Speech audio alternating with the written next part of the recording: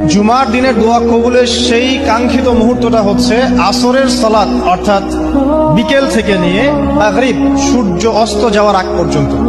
এই সময়টুকুর মধ্যে আমরা যে দোয়া করব ইনশাআল্লাহ আজ্জা ওয়া জাল্লা আল্লাহ পাক কবুল করবেন ইনশাআল্লাহ। জুমার এই দিনে এবং রাতে বেশি থেকে বেশি নবী সাল্লাল্লাহু আলাইহি ওয়াসাল্লামের উপর দরুদ শরীফ পাঠ করেন, পারা যাবে ইনশাআল্লাহ? সবচেয়ে শ্রেষ্ঠ দরুদ কোনটা?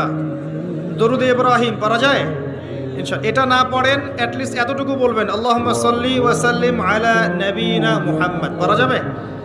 আমার সাথে বলেন, আল্লাহুম্মা সাল্লি ওয়া সাল্লিম আলা নবিয়িনা মুহাম্মদ। কমপক্ষে সকালে 10 বার, সন্ধ্যায় 10 বার নবী সাল্লাল্লাহু আলাইহি ওয়াসাল্লাম আপনার জন্য সুপারিশ করবেন ইনশাআল্লাহ তাআলা। সূরা কাহফ জুমার দিনে তেলাওয়াত করেন, এক জুমা থেকে আরেক জুমা পর্যন্ত আল্লাহ পাক আপনার জীবনটাকে ঈমানের নূর দিয়ে ভরে দিবেন ইনশাআল্লাহ।